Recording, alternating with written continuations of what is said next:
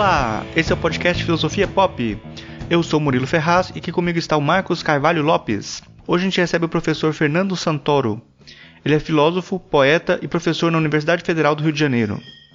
Esse é o nosso episódio número 75 e hoje falamos sobre a arqueologia dos prazeres. Eu não pude participar dessa entrevista, ela foi conduzida pelo Marcos.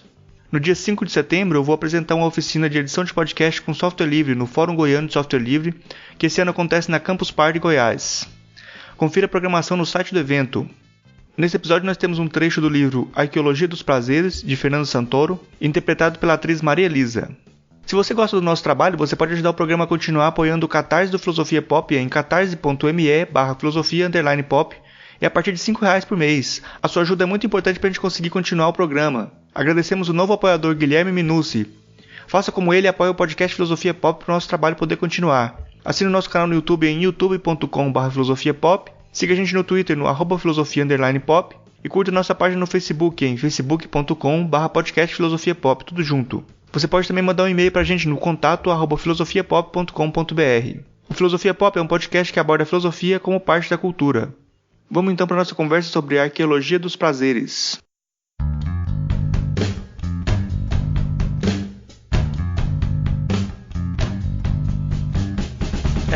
Então hoje a gente recebe direto de Londres o filósofo, professor, poeta Fernando Santoro. O Fernando Santoro tem um doutorado em filosofia pela Universidade Federal do Rio de Janeiro, em 98, realizou um pós-doutorado em filosofia na Universidade de Paris IV, Sorbonne, em 2000, e um estágio sênior na Escola Normal Superior e na Universidade de Paris IV em 2010 e 2011. Foi professor visitante na Escola Normal Superior de Paris nos anos acadêmicos de 2010, 2011 e 2013. Secretário-geral da Sociedade Brasileira de Estudos Clássicos no biênio 2010-2011, coordenador do programa de pós-graduação em filosofia da Universidade Federal do Rio de Janeiro de 2012 a 2015. Atualmente é professor associado da Universidade Federal do Rio de Janeiro e diretor de programa do Colégio Internacional de Filosofia de Paris. Nossa conversa hoje é sobre a arqueologia dos prazeres na filosofia grega antiga. Começamos então perguntando o que seria uma arqueologia dos prazeres. Bom, a arqueologia dos prazeres é o título que eu dei para um livro que apresentava a discussão acerca do prazer na Grécia Antiga. Esse nome, Arqueologia dos Prazeres, faz uma referência óbvia às obras do Foucault, ele que trabalha a ideia de arqueologia como método na história da filosofia, e o livro ele é bastante inspirado numa das obras do Foucault, que é a História da Sexualidade, o segundo volume da História da Sexualidade, que trabalha justamente a questão da sexualidade muito ligada ao prazer e ao cuidado de si, sobretudo na Grécia Antiga, na Antiguidade.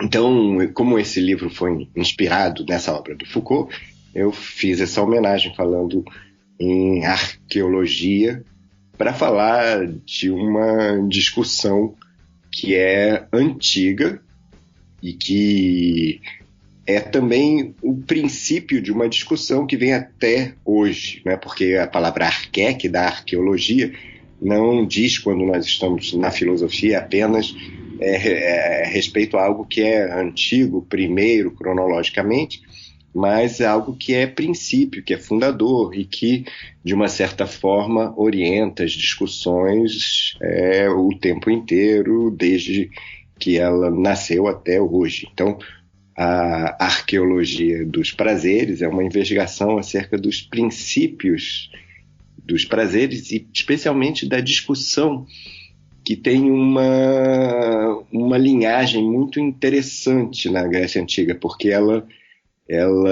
praticamente começa a partir das discussões muito acirradas entre os discípulos de Sócrates, que assumem posições muitas vezes contrárias com relação à ideia de prazer e ao uso do prazer, e todos eles baseados nessa figura legendária para a filosofia que foi Sócrates, uma figura que é considerado, de uma certa maneira, pai da filosofia, o que não quer dizer que a filosofia tenha começado com ele. A filosofia começa sempre que os homens começam a pensar, então ela é muito anterior ao próprio Sócrates, mas o Sócrates é uma figura que, pela sua vida e pelo modo como ele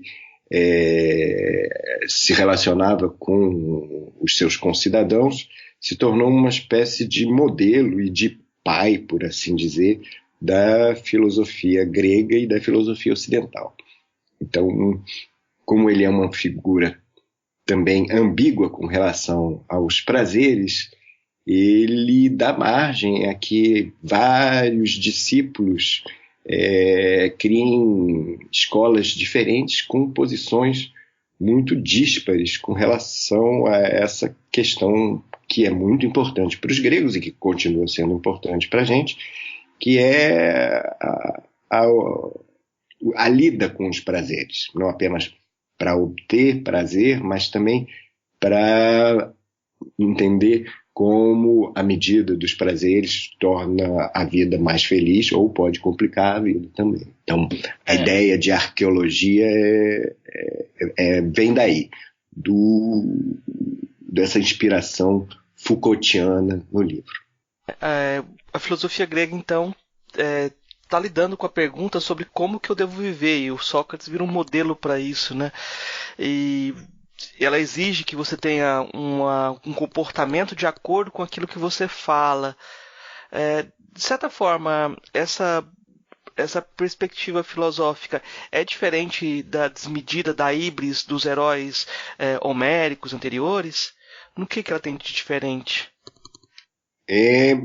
Ela tem de diferente, basicamente, a ideia de que a vida não é apenas a expressão de uma força passional, mas ela é uma reflexão sobre as ações e sobre os sentimentos, né? Os heróis homéricos, eles são caracteres, são tipos talvez pouco complexos, eu diria, porque eles são a expressão quase que perfeita de uma única virtude, cada herói. Então você tem Aquiles, que é a expressão máxima da coragem. Você tem Ulisses, que é a expressão máxima da esperteza.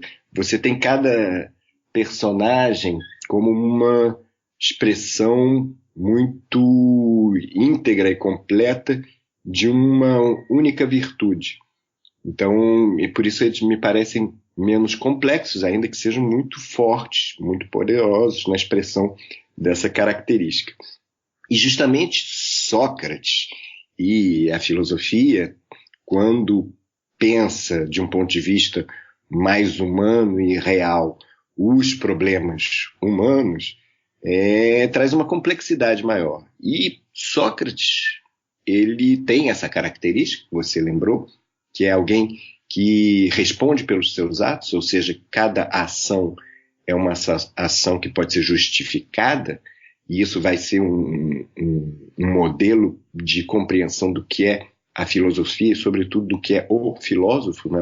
O filósofo na antiguidade não é tanto esse que se ocupa de questões transcendentais, de ontologia, ética, estética, de questões muito abstratas, como parece ser a filosofia hoje, mas é muito aquele que organiza a sua vida de modo que ele é capaz de dar as razões para os seus atos. Então, ele não vai fazer uma ação simplesmente porque é do seu instinto ou da sua paixão, mas ele vai ser capaz de responder, de dar resposta, de dar justificativa para os seus atos.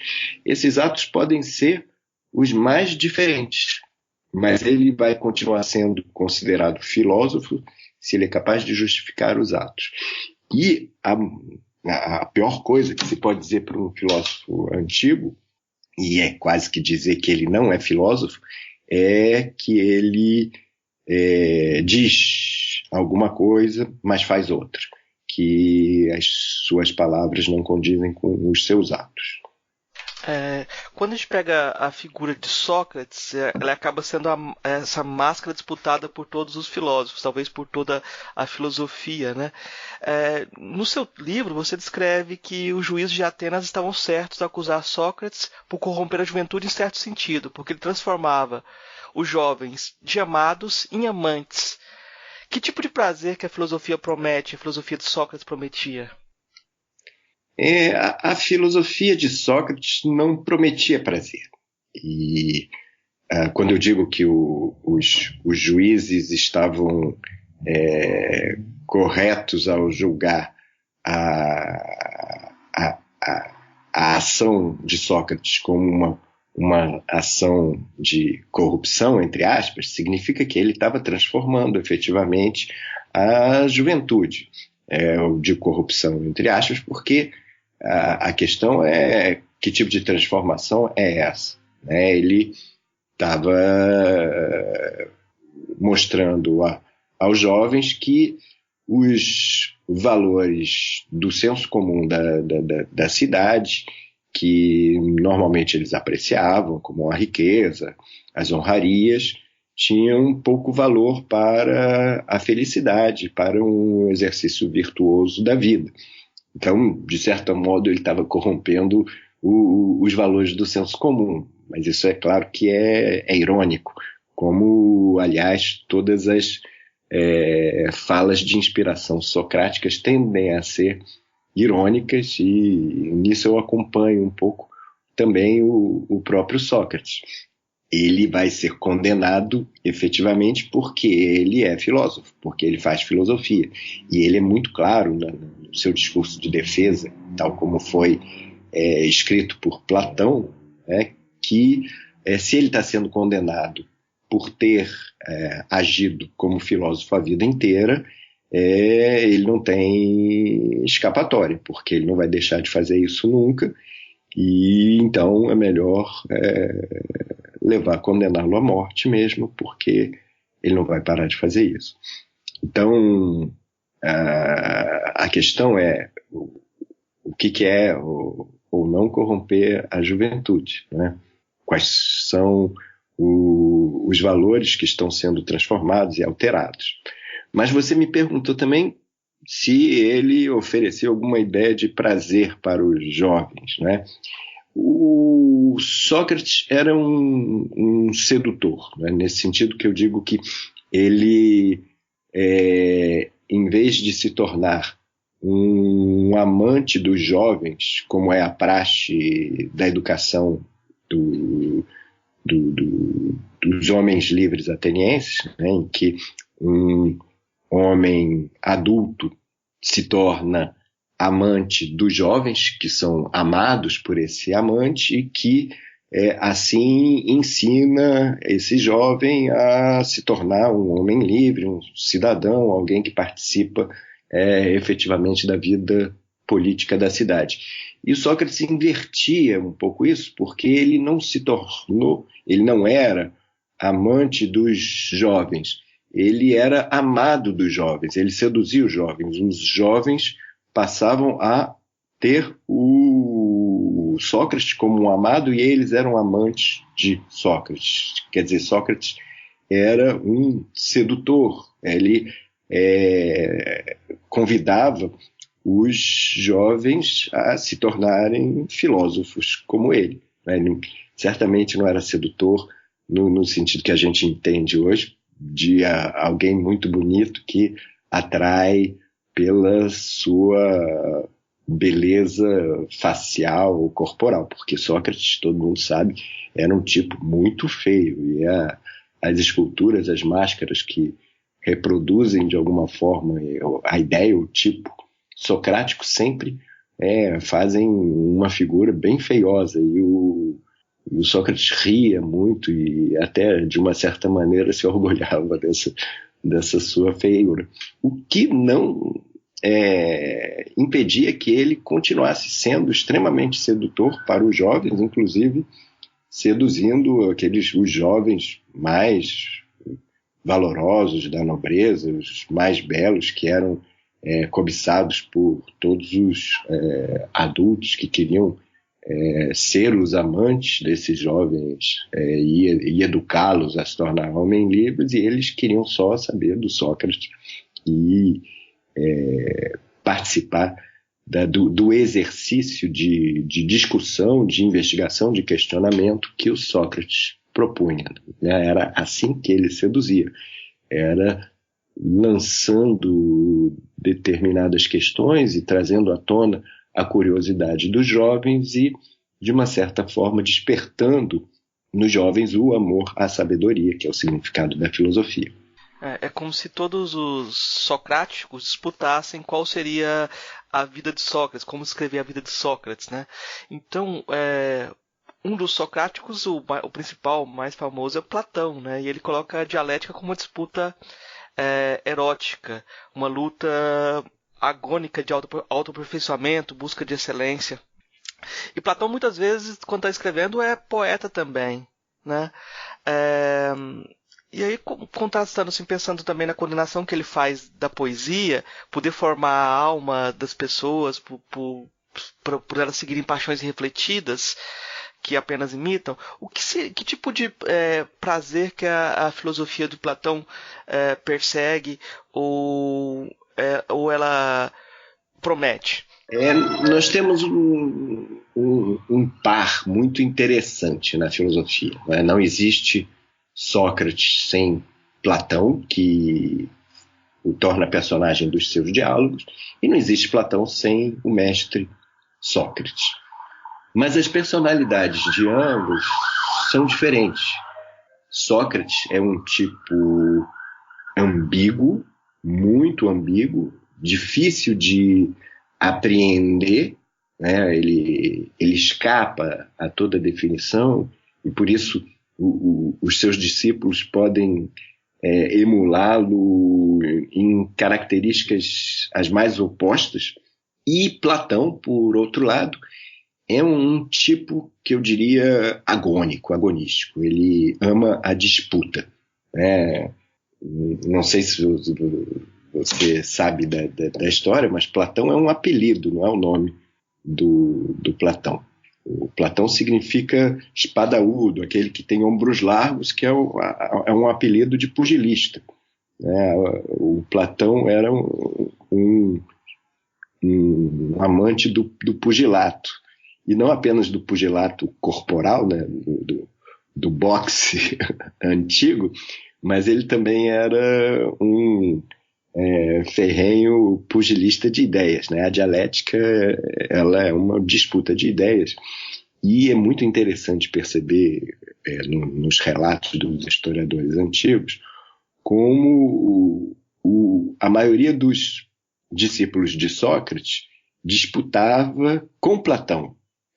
E nem sempre com aquele que tinha a posição totalmente oposta à sua, mas quase todos disputavam com Platão. E Platão disputava com todos também, e acaba chamando muitos desses discípulos de sofistas e fazendo com que eles também apareçam como pessoas que se desvirtuam dos ensinamentos socráticos.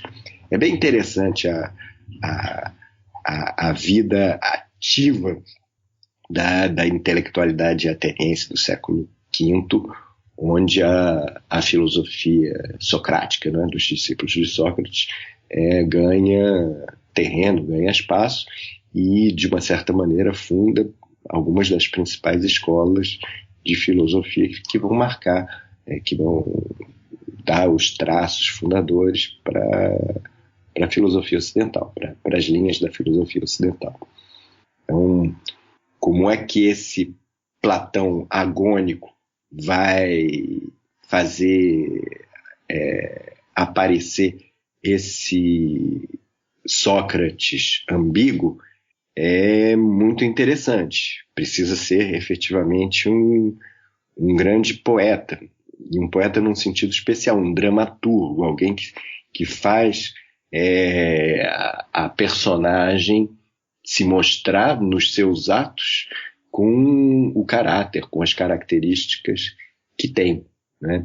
E o que Platão coloca nesse Sócrates personagem de mais interessante é a ironia, o que faz com que essa ambiguidade socrática se preserve, porque a ironia sempre nos deixa um pouco desconcertados. Nós nunca sabemos se o que está sendo dito exatamente tal como é, ou se é uma provocação dizendo o oposto do que é. Muitas vezes, ambas as coisas, mas em sentidos diferentes, que é preciso pensar para entender cada um no seu lugar. Eu vou fazer uma pergunta aqui mais trivial, assim, só para que o senhor desfizesse aquela visão comum que as pessoas têm do platônico como aquele que detesta totalmente os prazeres, né? Qual que é o lugar dos prazeres dentro da filosofia do Platão?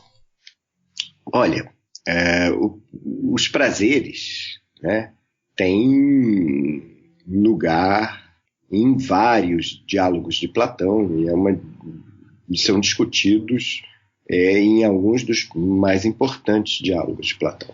O mais conhecido diálogo de Platão, mais lido, que é o Banquete, que é um diálogo sobre o amor, um diálogo sobre Eros, é eivado de considerações sobre o prazer, porque o amor ele é também um elemento portador de prazer, não só de prazer, de dor também, mas o prazer é um elemento importante do amor, né? O desejo, a busca do belo é um elemento que se relaciona com as questões do prazer, e de uma maneira não apenas teórica, né? Como eu disse, o Platão é um poeta dramaturgo, então ele põe em cena a discussão sobre o amor num banquete, que é o nome do diálogo, né? Num simpósio, como se diz em grego, que é um encontro para beber. Um simpósio é um encontro dionisíaco, tanto que é uma festa privada, uma festa na casa de um tragediógrafo, de um escritor de tragédia, para comemorar o fato dele ter vencido a competição, o festival de tragédias daquele ano. Então, é uma comemoração para beber vinho. E a bebida, a ação de beber é portadora de prazer, de diversos tipos de prazer. O vinho é um dos elementos mais refinados do prazer, porque ele exalta todas as formas de sensação, de sensibilidade do corpo e ainda transforma o espírito. Tanto que a consequência do simpósio são os discursos em homenagem a Eros, né? Um simpósio pode ter conversas que vão em vários sentidos, mas quando eles são organizados, tal como esse que é descrito por Platão, eles têm um tema que é decidido previamente, uma quantidade de vinho que é decidida previamente, que será bebida, para que ninguém não fique embriagado, porque se está bebendo para chegar à embriaguez. Mas mesmo aí tem um limite. É uma competição. Os gregos são muito competitivos, então tem uma competição também por quem consegue beber a quantidade prevista e ficar alto e ter acesso à verdade liberada pelo vinho, mas sem se tornar chato, sem perder o prumo, sem desandar. Então tem uma certa competição aí, e acontece isso também nesse diálogo dramático escrito por Platão, o Banquete, em que todos vão bebendo, mas ao final só os mais fortes, tanto corporalmente quanto intelectualmente, resistem e ficam conversando até o dia raiar. E esses dois mais fortes são Aristófanes e Sócrates, que podem beber até de manhã sem cair embriagados ou sem dormir no meio do caminho, digamos assim, no meio da conversa. Então, não apenas tem uma discussão que tem a ver com desejo e com a beleza ao longo do discurso, mas tem uma prática, tem uma lida com os prazeres. Então, a experiência de Sócrates não é apenas de falar dos prazeres e dizer que ele tem que ser controlador dos prazeres e dominar os prazeres, mas é também exercer isso efetivamente, né? E é muito interessante porque dessa ação você tem duas posições extremamente opostas, porque a situação socrática é ambígua. Ele, ao mesmo tempo, não se deixa dominar pelo prazer, ou, no caso, pela bebida, ele não perde a postura, mas, ao mesmo tempo, ele não se priva do prazer. Ele não precisa abdicar da bebida para continuar lúcido e sóbrio até o fim. Sóbrio, quer dizer, resistente, né? Porque um pouco de embriaguez, de delírio para liberar a discussão e liberar a especulação filosófica, isso é importante, é necessário. Mas você vai ter discípulos que vão dizer, olha Sócrates como ele sabe dominar os prazeres e não se verga aos prazeres. E vai dizer, não, porque os prazeres podem escravizar as pessoas e vão ter uma posição contrária aos prazeres. E ao mesmo tempo você vai ter outras escolas dizendo, veja como Sócrates é livre, ele é capaz de usufruir os prazeres o tempo todo sem se perder. Então, o mais importante não é abdicar dos prazeres ou conter os prazeres, mas aprender a ser livre no seu exercício, no seu uso.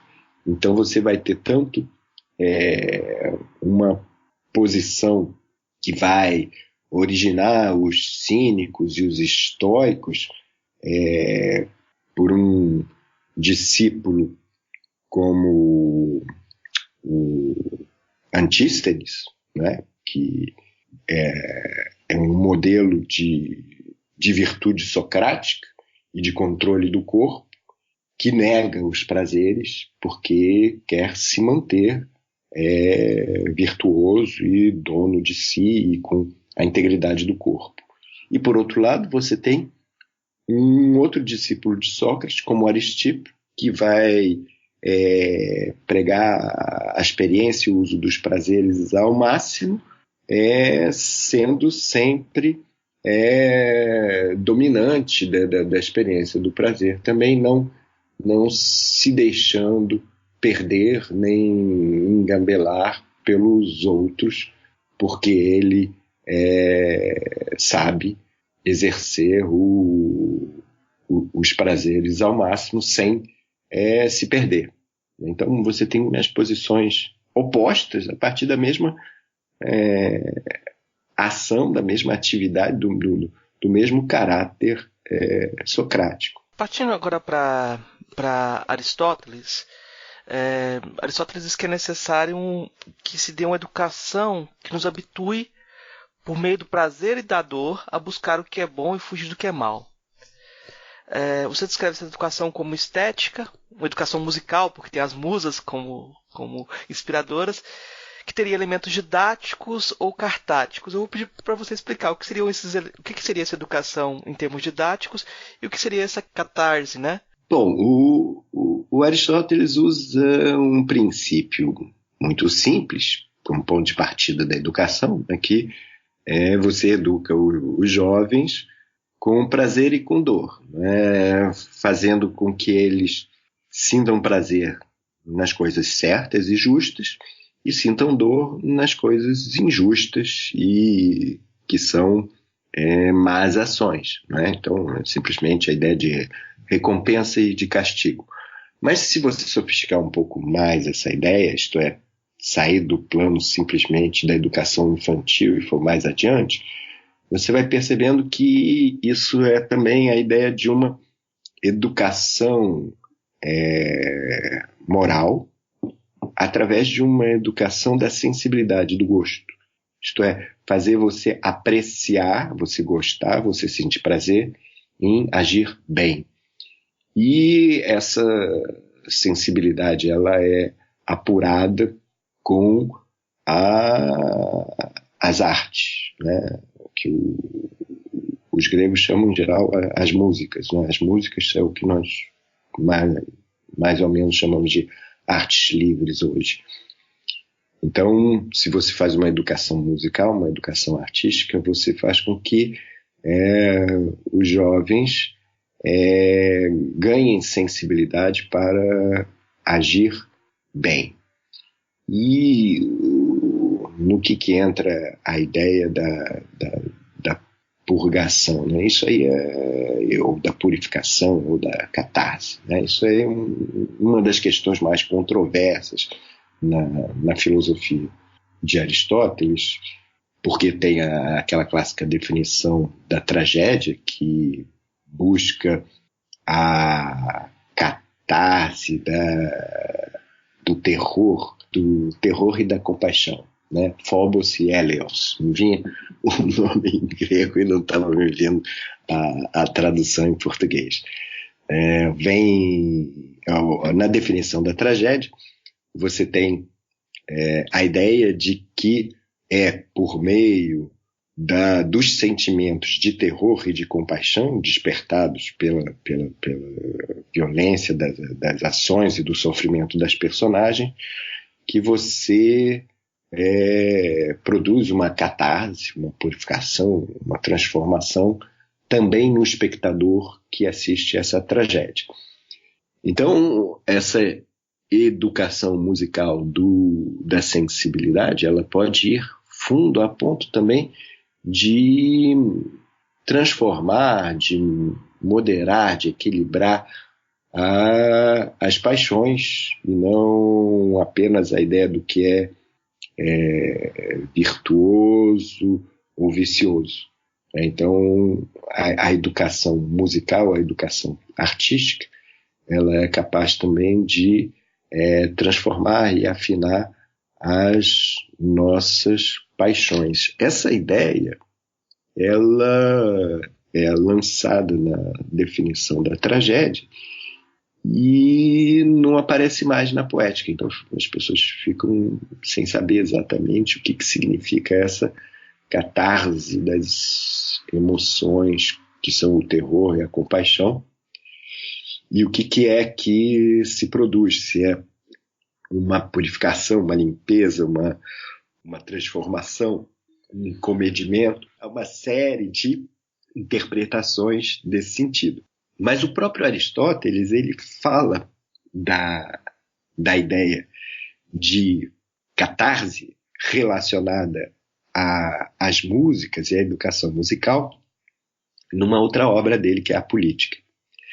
Na Política, ele fala que a música, as artes em geral, podem operar na educação tanto de modo didático, né, no sentido de dar modelos de virtude e exemplos de vícios e das consequências nefastas das ações viciosas, como também as músicas podem educar através da catarse, da transformação dos sentimentos quando eles são levados a um estado de êxtase, de superação, de extrapolamento do próprio sentimento. O que acontece efetivamente nas tragédias. Né? Na tragédia você é levado a ter uma sensação, um sentimento, uma paixão muito forte como espectador, e você sai transformado, não apenas conceitualmente, intelectualmente, mas você sai transformado sentimentalmente, corporalmente, quando você assiste a uma tragédia efetivamente bem montada. E isso é um elemento também de construção dessa sensibilidade humana capaz de tornar os homens mais virtuosos e mais felizes também. Se alguém sente prazer vendo a tragédia, se alguém sente prazer vendo dor, então ela não teria essa educação sentimental nos termos do Aristóteles, né? Tem um jeito correto de sentir também, né? Isso é ambíguo, porque se você acompanha uma tragédia, o sofrimento das personagens, você sofre junto com elas. Mas ao mesmo tempo que você sofre pela compaixão, por sentir junto com as personagens, você tem um prazer de espectador, né? Um prazer de estar vendo um bom espetáculo que te provoca essa emoção.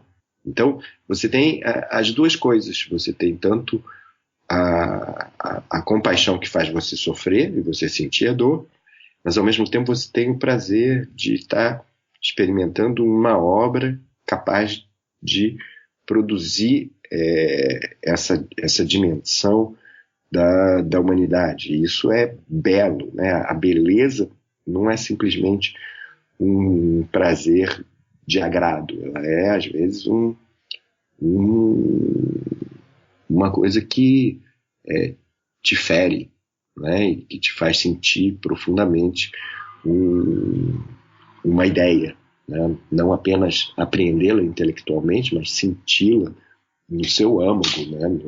No seu umbigo, onde o corpo sente a dor efetiva dos acontecimentos. E isso já não é nem o Aristóteles, é o Gorgias que dizia que aquele que sente mais no espetáculo e se deixa enganar, né, pela representação mimética, ele é mais inteligente, né? Ele brinca, né? Aquele que se deixa enganar na representação teatral é mais inteligente do que aquele que não se entrega à compaixão, à representação. Aí talvez inteligência tenha um sentido emocional, né? De você. Eu acho interessante porque hoje a Marta Nussbaum está fazendo todo um trabalho sobre essa questão das emoções e a situação que a gente está vivendo hoje, né? Em termos mundiais, política mundial, né? Em que você não tem esse caminho da identificação com o outro, cada vez mais bloqueando esse caminho da identificação com o outro. Então é como se a pessoa tivesse prazer com a dor, mas sem a contemplação do outro, né? A Marta Nussbaum, ela tem um trabalho interessante sobre as emoções, e ela começou justamente a partir do Aristóteles, da investigação da ética de Aristóteles e das paixões, né, que são discutidas na ética, na retórica. O segundo livro da retórica também de Aristóteles discute as paixões.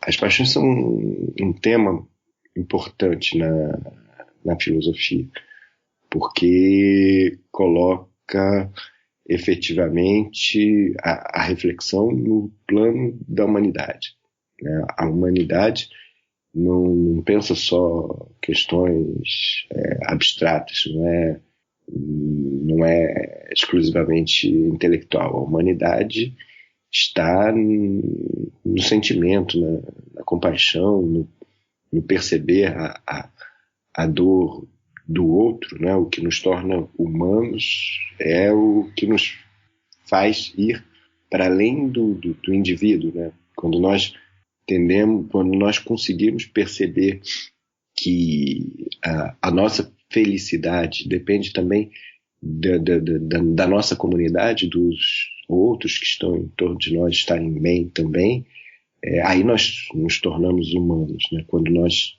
podemos sentir junto com os outros, né? E não apenas raciocinar sobre se aquela pessoa agiu de modo correto ou errado e ser completamente frio na avaliação, mas perceber também o sofrimento de cada um, a experiência de cada um e poder partilhar isso, pensar junto com a experiência da vida, dos fatos da vida, dos acontecimentos da vida. A filosofia ela é real quando ela está realmente ancorada na vida das pessoas, não simplesmente numa representação formal, abstrata de conceitos. Passando para o helenismo, os estoicos trazem a concepção da ideia de amor fati, né? E, de certa forma, tornam a virtude um dever. Como é que eles fazem isso? Qual a concepção, qual a relação dos estoicos com o prazer? Os estoicos, eles estão no grupo, na linhagem, do que também se origina em Sócrates, que entende que a felicidade é o exercício das virtudes, e eles veem os prazeres e os desejos, as paixões, normalmente como elementos perturbadores da vida. Eles não entendem o prazer como a finalidade, como a felicidade. Eles entendem que é a ação virtuosa, e eles entendem que a volúpia, o desejo do prazer pode deitar a perder as pessoas, a humanidade. Então eles têm uma certa apreensão e chegam a condenar mesmo os prazeres, e tem várias máximas contra os prazeres, porque veem os prazeres como elementos perturbadores da vida. Tem uma característica da filosofia helenística, né, da filosofia pós-clássica, depois de Platão e Aristóteles, que todos eles buscam uma certa condição tranquila da vida, né, que eles chamam de ataraxia, né, a capacidade de não ser perturbado. Então, a questão muitas vezes diferencia os filósofos helenistas pelo que eles entendem que pode perturbar a vida. Os epicuristas acreditam que o que perturba a vida são as dores e as ilusões que têm como consequência a dor. Os estoicos entendem que muitas vezes o que perturba a vida são as ilusões de prazer, os desejos, as volúpias, a vontade de ter mais e mais prazer, que faz com que as pessoas percam a orientação do que é certo, do que é errado, do que é justo, do que é injusto. Então, os estoicos têm um discurso contrário aos prazeres, porque entendem que eles são perturbadores. E é verdade que os prazeres podem ser perturbadores, né? E por isso tem também uma discussão sobre a medida dos prazeres, né? Enquanto eles podem fazer bem e tornar a vida feliz, ou quanto eles podem tornar uma pessoa completamente escrava do desejo e do prazer e infeliz porque não se satisfaz nunca com nenhum prazer. Agora você me perguntou também da ideia do amor fati. Não, amor fati é você buscar e querer e apreciar o destino. Isto é, aquilo que não pode deixar de ser. Os estoicos entendem os acontecimentos, a história, o desenvolvimento do mundo como determinado e chamam isso de destino. Então, os homens, a humanidade, não podem alterar o fado, o destino, os acontecimentos. Mas eles podem avaliar esses acontecimentos e sentir de maneira diferente esses acontecimentos, que não podem ser alterados. Então eles podem se rebelar contra o fado, contra o destino, o que vai torná-los infelizes, porque o destino não vai mudar, porque eu não gosto dele. Os acontecimentos do mundo, da história, não vão se alterar, porque eu os considero ruins. Mas eu posso interpretá-los também de maneira a entender a sua necessidade, e eu posso ir junto ao curso dos acontecimentos. E aí eu tendo a querer o que é, e não a querer o que não é. Querer o que não vai acontecer, o que poderia ter acontecido e não aconteceu. Então, o amor fati histórico é você amar efetivamente o que não pode deixar de ser, o acontecimento, o que é o destino, o fato determinado. Isso pode, às vezes, ser muito difícil, porque pode acontecer uma catástrofe, uma desgraça grande. Como é que eu vou dizer, eu tenho que amar isso, eu tenho que querer isso? Não é fácil. Mas a experiência histórica é como é que, mesmo numa situação difícil, numa situação de dor, de sofrimento, eu posso ser capaz de ir ao encontro dessa experiência e superar essa experiência para conquistá-la a meu favor. Porque eu não posso nunca fazer com que ela não seja. Essa é a ideia. Chegando em Epícoro, né, o epicurismo, que no seu livro parece que tem uma visão mais positiva, assim, parece que é a concepção que mais você se aproxima, pelo menos é isso que parece no texto, né?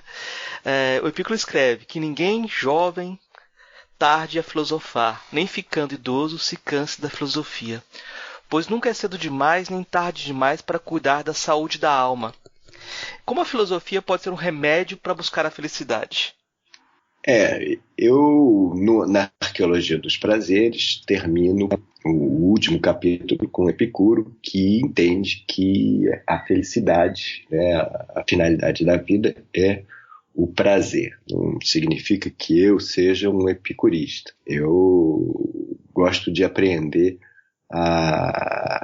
os ensinamentos dos filósofos sem me tornar um fiel seguidor de nenhuma doutrina. E não entendo que nenhuma filosofia deva ser encarada como doutrina, ainda que a maioria das pessoas que leem os filósofos tende a se aproximar e se identificar e amar um filósofo a ponto de torná-lo como uma bíblia, uma orientação definitiva da vida. Eu acho que não. Acho que os filósofos todos trazem reflexões interessantes que nós temos que refletir junto com eles, mas não precisamos tomá-los como doutrinadores, que eles efetivamente não são.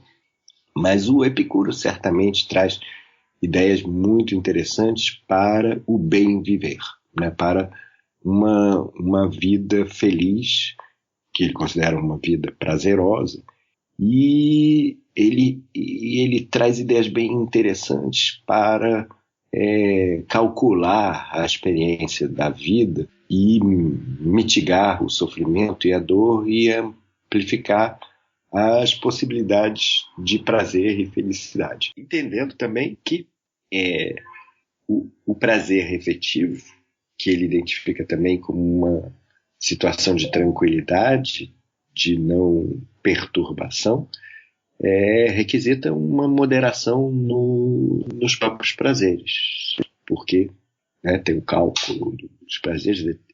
Se um determinado prazer tem como consequência uma dor, você tem que examinar se essa dor vai ser maior ou menor do que o prazer e ver até onde aquele prazer não vai provocar uma dor futura maior do que o prazer momentâneo. Tem um cálculo, uma sabedoria sobre a medida para maximizar a experiência do prazer, que está também num ponto de equilíbrio. E o Epicuro é interessante, porque ele não é um filósofo tão especulativo, né? Por isso que eu não me identifico tanto com ele, porque eu também gosto de conhecer pelo prazer de conhecer e às vezes de especular, e me sinto feliz na especulação das ideias e no conhecimento pelo puro conhecimento, não necessariamente sempre o conhecimento a serviço da felicidade, da vida feliz, dos prazeres, que é uma ideia do Epicuro. O Epicuro, ele tem uma moderação, inclusive, no conhecimento, porque ele não entende que se deve conhecer tudo, mas apenas conhecer o que é suficiente para uma vida feliz. Então ele também tem uma moderação na sofia, né, na sabedoria e principalmente no conhecimento, né, na erudição, talvez seja melhor dizer. E por conta disso, ele orienta toda a sua investigação da natureza em direção ao que ela pode trazer para transformar a vida numa vida feliz. Essa ideia é uma ideia de filosofia como terapia, como cuidado, como tratamento da vida. E ele muitas vezes fala de ideias filosóficas, de princípios filosóficos como fármaco, como remédios, como drogas capazes de alterar, transformar uma situação de dor, de sofrimento, numa situação de prazer, ou ao menos de tranquilidade para mitigar a dor, né? E por isso ele fala de muitas ideias e preconceitos e ilusões como provocadoras de sofrimento e dor, e procura criar o que eu chamaria de antídotos, né, a esses sofrimentos. Ele reúne esses antídotos em 4 principais, que a tradição chama de o tetrafármaco de Epicuro, né? O fármaco, o remédio, a droga de 4 elementos, que são 4 posturas intelectuais contra ilusões que nos fazem sofrer.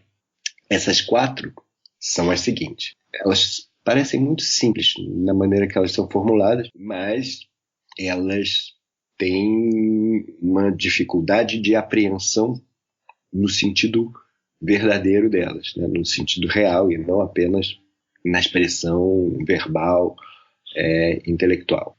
A primeira ideia é a que não se deve temer os deuses, nem adular os deuses, porque eles não precisam de nós, nem eles vão nos recompensar ou nos punir pelo que nós fazemos, né? A ideia que Epicuro tem da divindade é de uma perfeita felicidade que não vai ser alterada, abalada por causa nenhuma, muito menos pela ação humana. Então, o máximo que os homens podem considerar com relação às divindades é buscar a felicidade também como uma situação de tranquilidade e de não perturbação, né, que no modo perfeito é a vida dos deuses. Então esse é o primeiro elemento do fármaco contra as ilusões daqueles que ficam modelando a sua vida não nela mesma, na ação virtuosa delas mesmas, mas que procuram ser recompensados ou salvar ou comprar a sua felicidade com os deuses, né? Como se os deuses pudessem ser adulados ou corrompidos por sacrifícios e votos e coisas do gênero. O segundo fármaco epicurista, né, do tetrafármaco, é a ideia de que não se deve temer a morte, porque a morte não é nada para um ser vivo que é o que sente. Então, como ao morrer eu não vou mais sentir, eu não vou sentir dor, nem prazer, não vou sentir nada, então eu não tenho que temer uma situação em que eu não sinto dor. Basicamente é simples isso, mas não é muito fácil de uma pessoa entender que não deve temer a morte, porque a morte não é nada para o vivente, né? Porque efetivamente a gente antecipa a dor da morte e é fato que a gente sente a dor da morte dos outros, dos parentes, dos amigos e tende a imaginar a morte como uma experiência de sofrimento. Quando esse segundo elemento do fármaco, que é um fármaco filosófico, intelectual, ele busca uma tranquilidade, uma não perturbação com o medo da morte, né? Com uma aceitação de um fato natural que faz parte da experiência dos vivos. O terceiro elemento do tetrafármaco diz respeito ao sofrimento, porque é inevitável o sofrimento. Nós somos humanos, então há momentos em que nós vamos sofrer. Como lidar com esse sofrimento? A ideia desse fármaco filosófico, intelectual, epicurista para tratar a dor é a ideia de que se a dor é crônica, isto é, se ela dura muito tempo, ela tende a se esvanecer e a não ser mais percebida. Ao passo que se a dor é muito pungente, muito forte, ela dura pouco. Então, é a ideia de que, de uma certa maneira, o tempo é capaz de superar a dor. E que uma paciência, isto é, você não ficar desesperado com o sofrimento, é um elemento importante para você conseguir superar esse sofrimento e passar por ele e continuar a vida. E o quarto, o último elemento do tetrafármaco, diz respeito especificamente ao lado positivo, ao lado dos prazeres, dizendo que os prazeres, os melhores prazeres, não são custosos, eles são fáceis de se obter, porque são os prazeres que são de acordo com a natureza. Então, você vai obter prazer, e um prazer mais duradouro, mais efetivo, com coisas simples, com a imagem. Eu nunca vou me esquecer a imagem levantada pelo professor Zé Américo Mota Peçanha, de quem eu fui aluno há muito tempo, falando que a imagem de um banquete epicurista é a de uma mesa rodeada de amigos onde se come figos com mel, né? Fruta e mel, coisas simples de se obter da natureza e que proporcionam um grande prazer. E o Epicuro diz, os maiores prazeres não são coisas sofisticadas, caras, custosas. Essas acabam dando mais trabalho, mais sofrimento e mais dor do que efetivamente prazer. Se a gente aprende que o prazer está mais presente e mais forte nas coisas simples, a gente vê que é fácil ser feliz. Professor, acho que a gente fez um percurso já bom.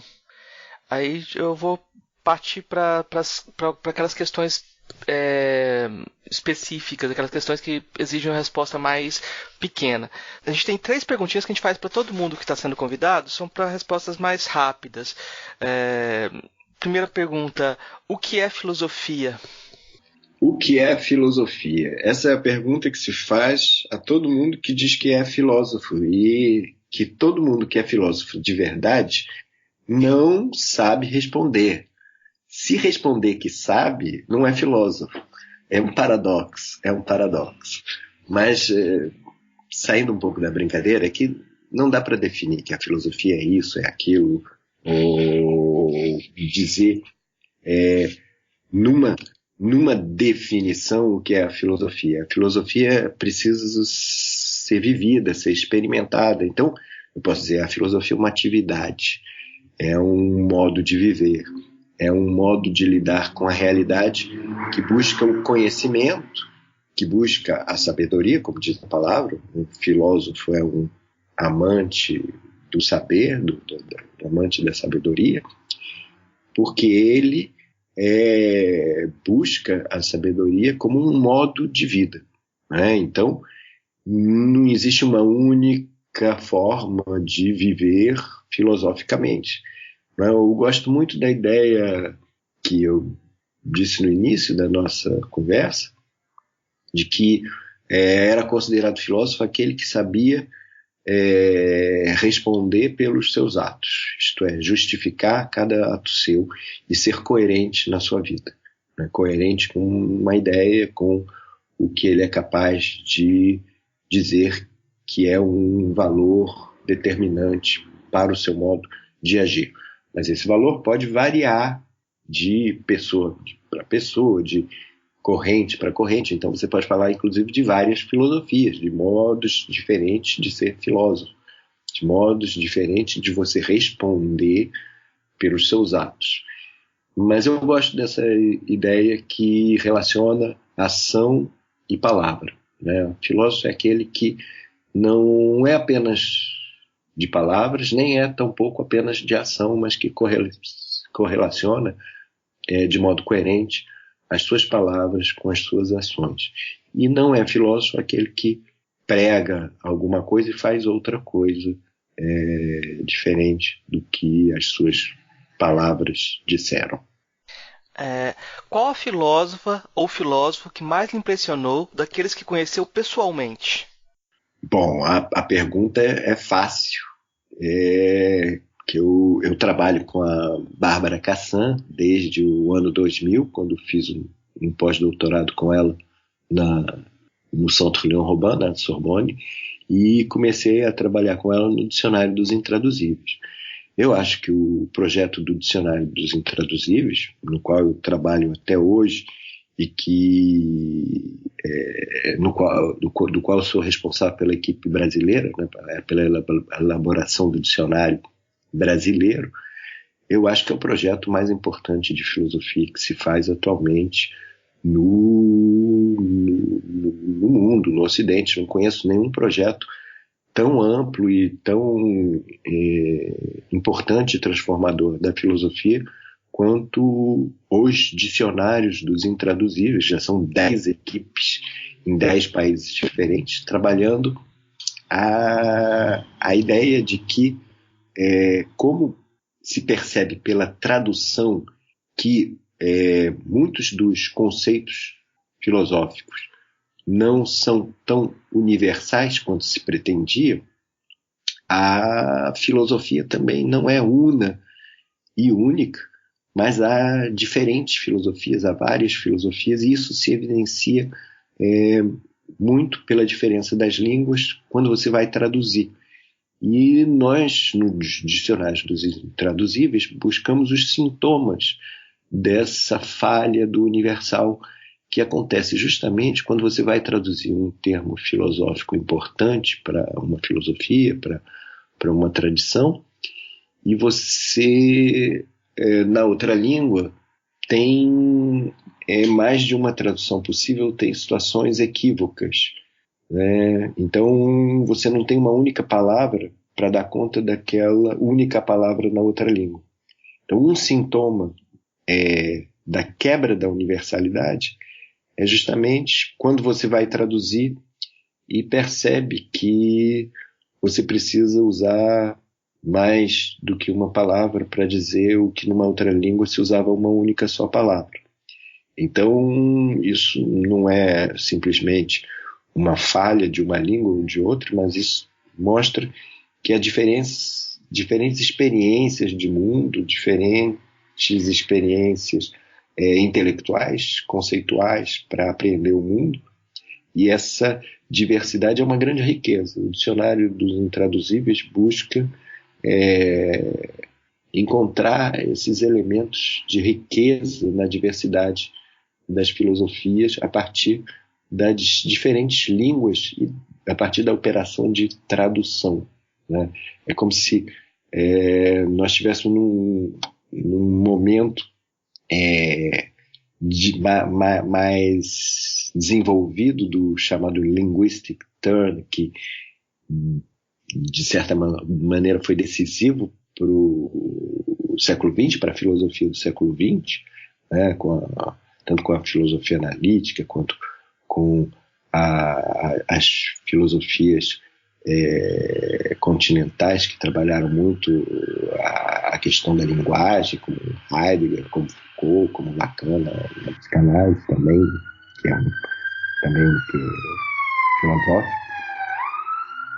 E nós estivéssemos agora, no século XXI, no que nós poderíamos chamar de translation turn, né?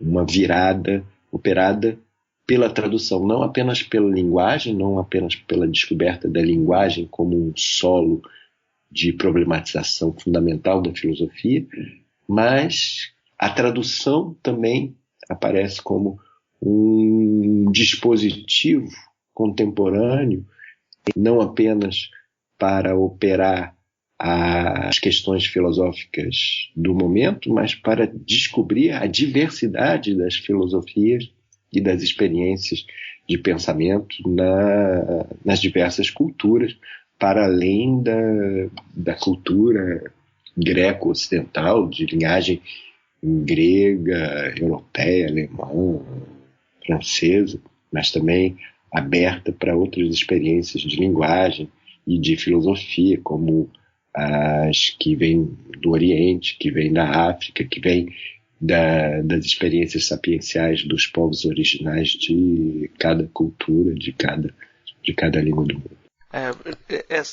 Esse tema parece ser muito rico, porque aqui eu estou trabalhando em filosofia africana, né?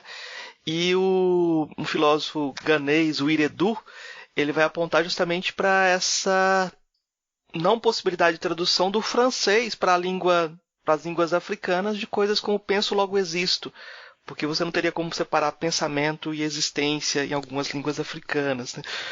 Nós temos coisas muito interessantes. Há muitas línguas que não têm o verbo ser, que é o verbo fundamental da filosofia ocidental, e que tem uma riqueza importantíssima de experiência, de sabedoria. Então, você vai dizer que não tem filosofia só porque não tem o verbo ser. Não dá, não é assim que funciona. A filosofia e a experiência de sabedoria é algo que faz parte das tradições culturais humanas. Onde há um ser humano pensando, refletindo sobre a própria vida e sobre o mundo, há ali uma experiência, um germe de filosofia. Então, é preciso ter sensibilidade e abertura para encontrar essas experiências, né?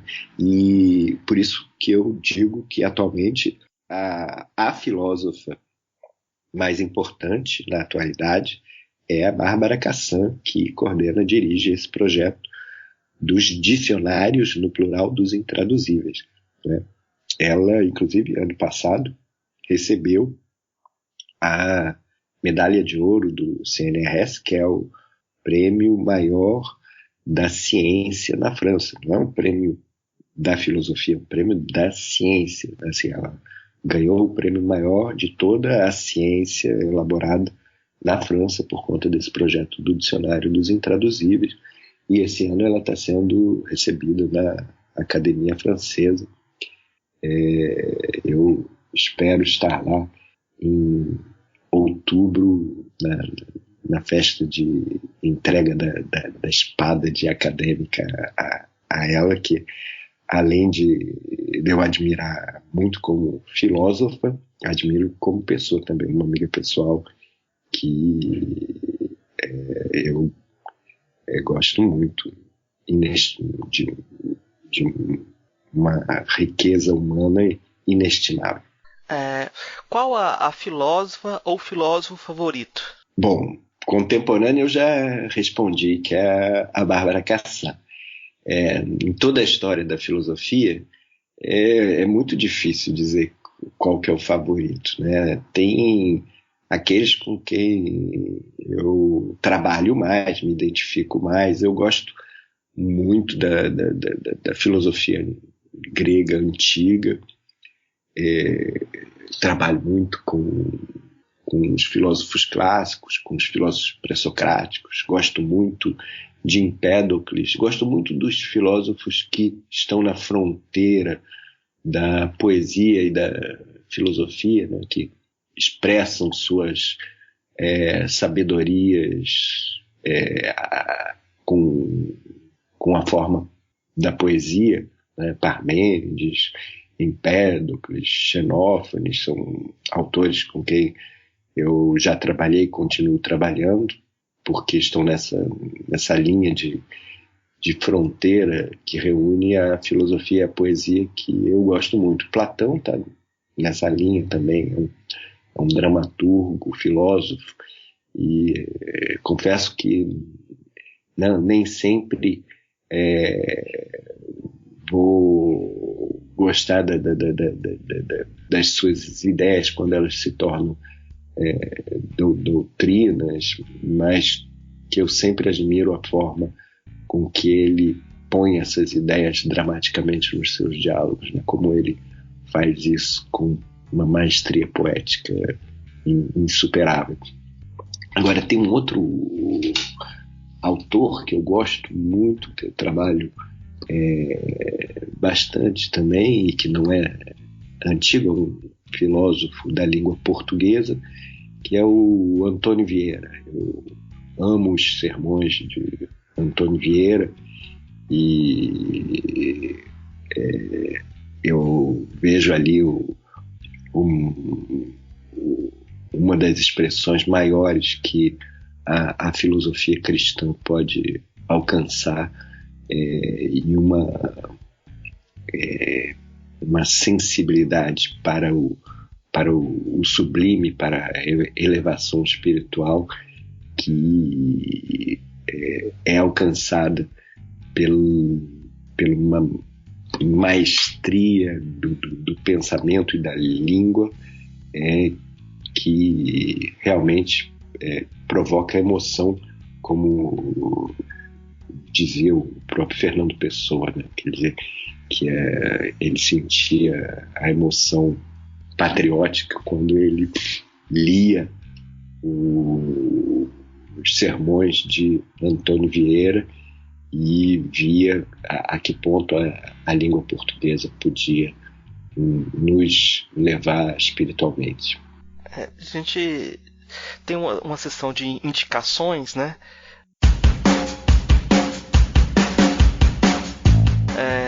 Aquilo que você gostaria de indicar para os leitores para ler, para ouvir, para ver. O que você achar interessante de indicar? Pode ser do tema que a gente debateu ou o que você acha interessante que as pessoas procurem em termos de cultura. Então, Fernando, você trouxe alguma indicação para a gente? Alguma indicação para os nossos ouvintes? Bom, pensando agora, eu falei bastante do Dicionário dos Intraduzíveis. Recomendo a leitura do Dicionário dos Intraduzíveis. Ele não é um dicionário simplesmente que você abre para consultar como um vocabulário qualquer, mas pode ser lido, aberto em qualquer página, em qualquer verbete, para entrar na diversidade das culturas e das línguas. E é uma aventura muito, muito deliciosa entrar na multiplicidade, nas diferenças culturais, nas diferenças das línguas.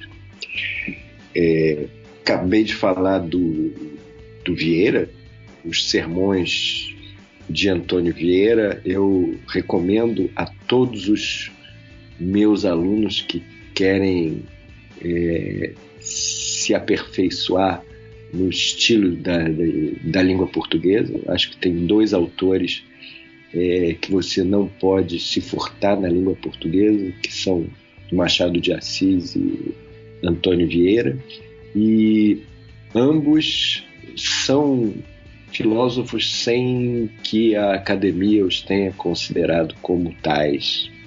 Tanto você encontra a filosofia do Machado de Assis, inclusive uma filosofia parecida no seu modo de expressar com as filosofias de muitos outros autores, como Platão também, que fazem com que a filosofia apareça através de personagens, dos seus dramas, dos seus diálogos, dos seus romances. Nós temos um filósofo no Machado de Assis, engraçadíssimo, né? É o Quincas Borba. Eu diria que ele é um filósofo cínico. Prega o humanitismo. Vão ler lá o que é o humanitismo. É um modelo de filosofia cínica. Não esquecer que os cínicos foram uma corrente bem interessante, também oriunda do Sócrates, né? A corrente que pregava o modo de ser naturalista de Sócrates, de viver meio como mendigo, como pobre, falando as verdades na cara das pessoas, sem se importar muito com as consequências pessoais disso. Então, Machado de Assis é um autor que eu sempre recomendo também, né? Quando alguém quer encontrar um pouco de estilo na língua portuguesa e um filósofo escondido. O Antônio Vieira, que eu acabei de falar também, nos sermões dele.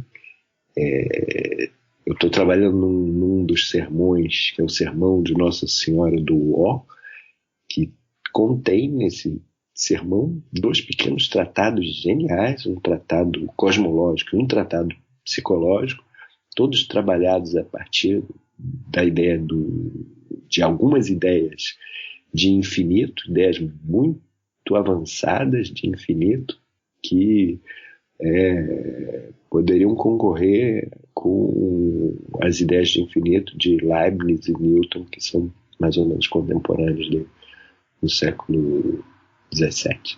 Tem um autor que eu andei lendo, que eu gostei ultimamente, um autor pernambucano que mora no Brasil, que é o Luiz Simas. Ele escreveu um livro bem interessante agora. O Simas é um historiador que está virando um pouco filósofo. Ele escreveu um livro muito interessante chamado Fogo no Mato. Eu confesso que gostei muito dessa leitura, de ver a experiência da vida cotidiana, dos cultos da Umbanda carioca, transformados conceitualmente em operadores de visão de mundo de tipo filosófico mesmo. Gostei bastante do texto do Simas. E filmes, música, só para indicar alguma coisa fora da escrita?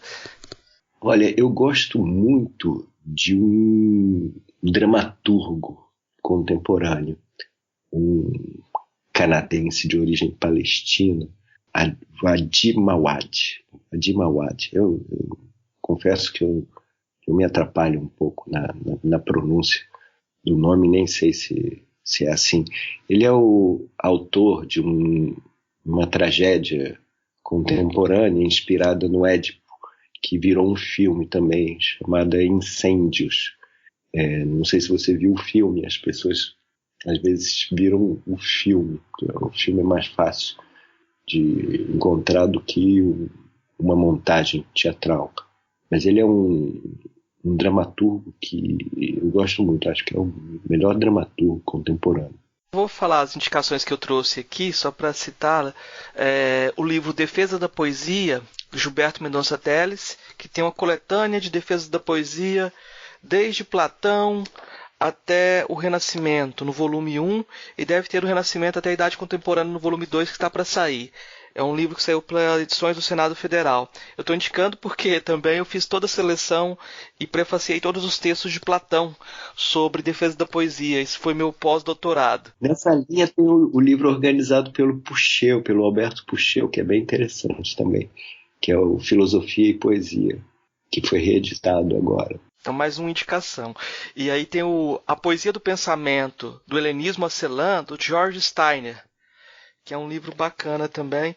Eu tenho ele em português de Portugal, na Relógio d'Água, que saiu. Você falou do Celan, aí eu começo a me lembrar que um dos intérpretes mais interessantes do Celan é um autor de quem eu gosto muito também, que é o Jean Bollac. Jean Bollac é eu diria, um dos maiores filólogos do século XX. Ele morreu há pouco tempo, mas ele transformou a interpretação, a leitura da filosofia pré-socrática, sobretudo porque ele não era um filósofo de carteirinha, mas ele tinha uma formação na interpretação dos textos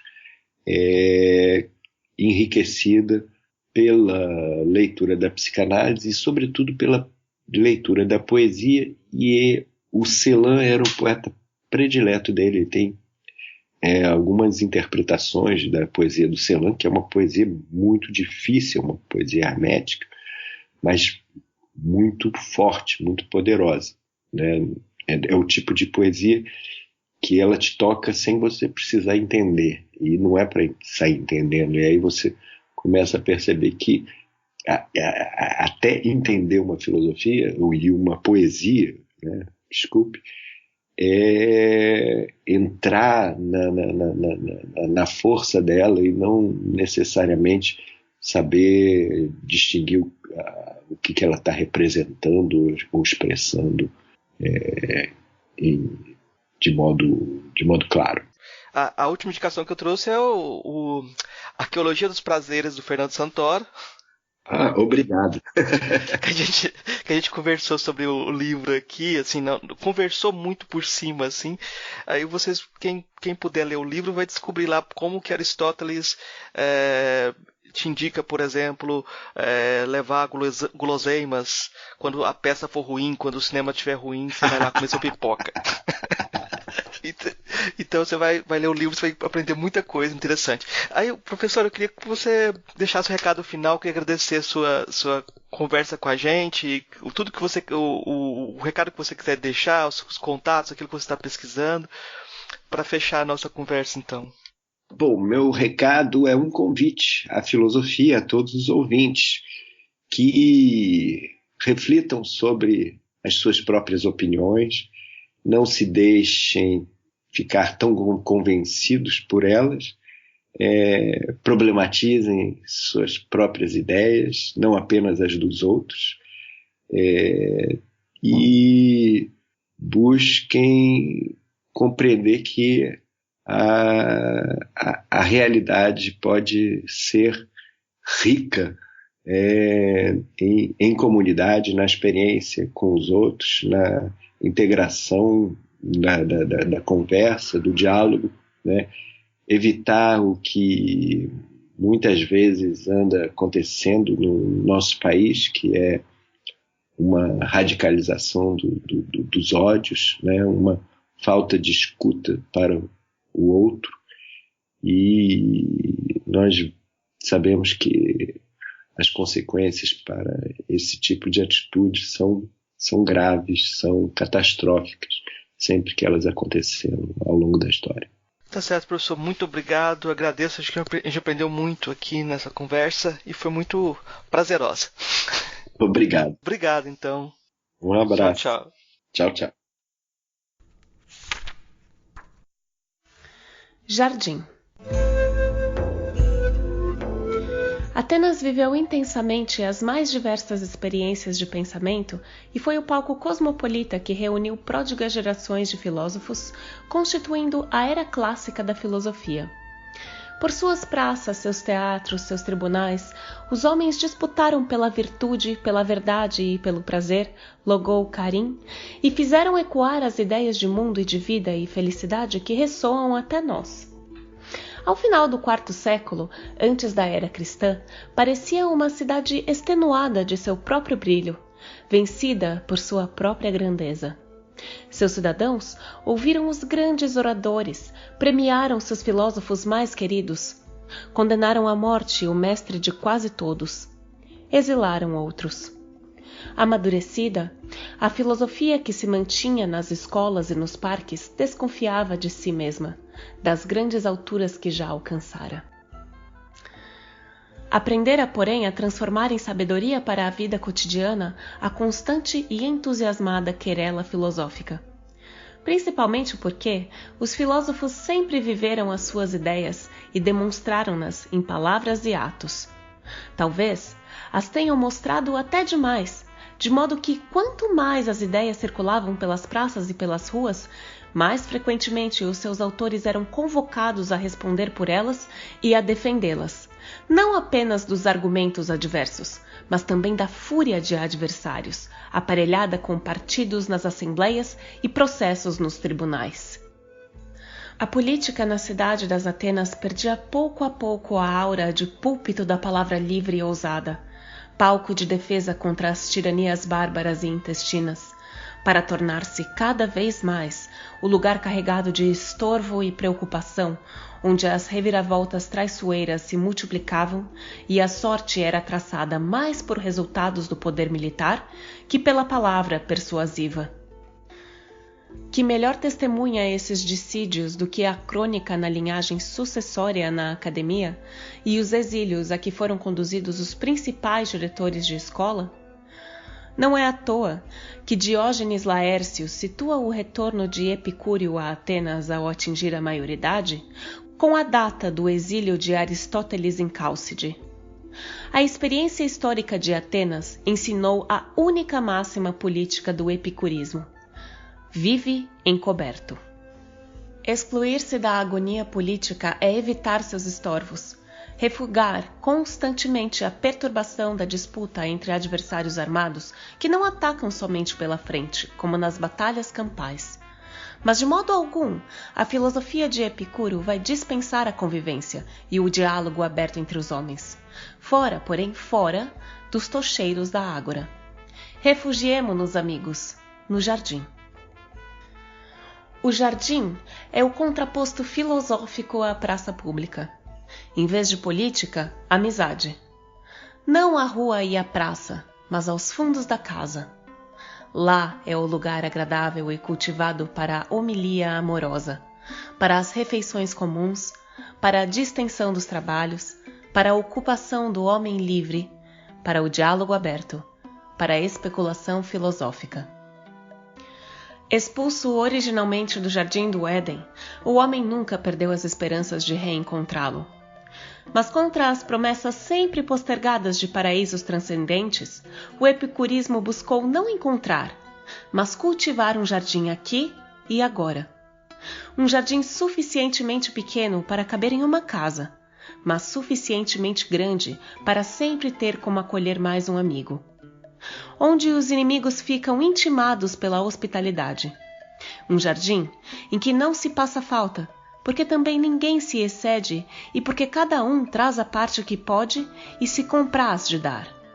Em que as refeições são comuns para compartir o alimento que entra pelas bocas e a palavra que delas sai. No jardim a figueira é generosa de frutos, a fonte é inesgotável de água pura. O vento que sobe do Pireu tem o cheiro salgado do mar, o sol é abundante o ano inteiro. Os homens estudam a filosofia para bem se dispor com a vida. O jardim é o nome da escola de Epicuro, que ali cultivou o pleno sentido da escolé, o ócio, o espaço e o tempo alargados para atividades livres de homens igualmente livres, livres de toda a preocupação e todo o negócio. Os amigos frequentavam o jardim de Epicuro e, como o prazer atrai, realmente eram muitos amigos. Livres para a franqueza, livres para criar e experimentar, na medida excelente dos homens prudentes, o belo e o prazeroso.